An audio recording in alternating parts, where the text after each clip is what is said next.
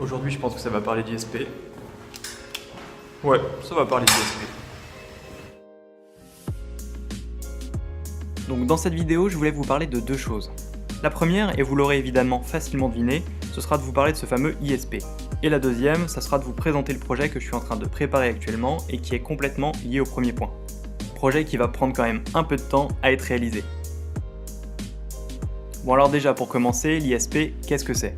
Eh bien l'ISP ou impulsion spécifique, c'est ce qui va permettre de caractériser, entre guillemets, la puissance de notre système de propulsion et plus particulièrement la puissance du propergol utilisé.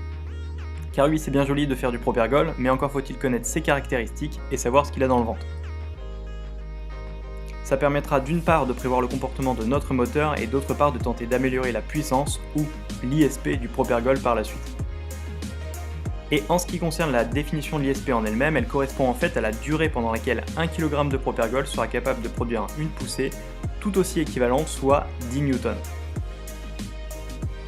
Elle s'exprime d'ailleurs de la façon suivante, ISP est égal à F sur Q fois G0, où F correspond à la poussée, Q au débit massique et G0 à la valeur de l'accélération de pesanteur, soit 9,81.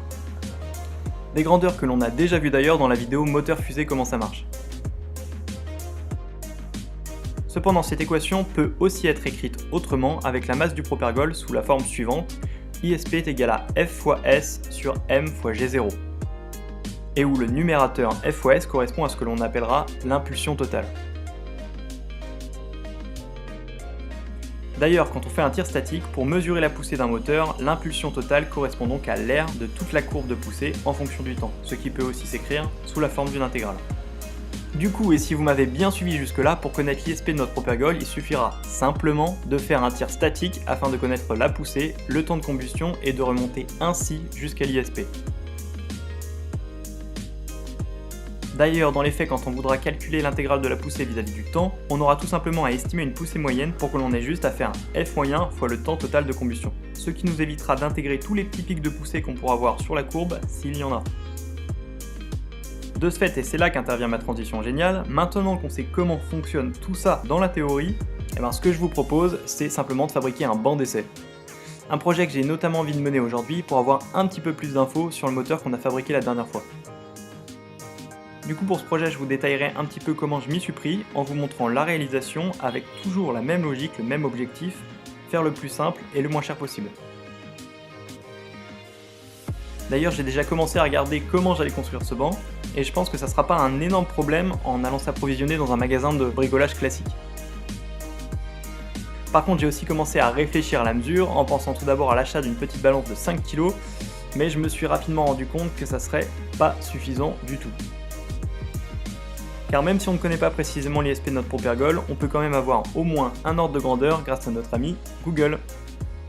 Et en ce qui concerne le Rocket Candy, on sait que l'ISP moyen devrait se situer autour des 100 secondes.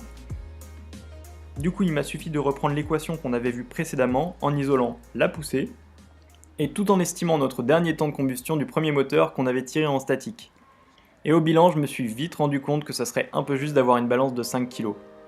Surtout si on décide par la suite d'améliorer un peu la perfo de notre petit moteur et d'augmenter sa poussée.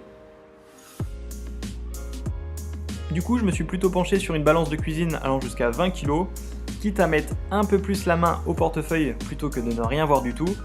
Alors vous me direz, j'aurais aussi très bien pu prendre un pèse-personne classique, elle payait moins cher, mais le problème est que la précision a été un peu toute pourrie comparée à une balance avec une échelle plus petite, comme la balance de cuisine avec une échelle de 20 kg.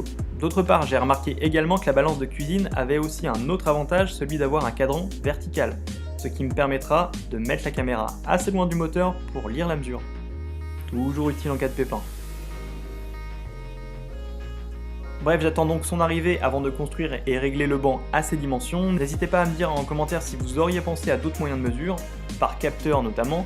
Et sinon moi je vous dis comme toujours à très bientôt pour d'autres vidéos et surtout la réalisation de ce banc d'essai.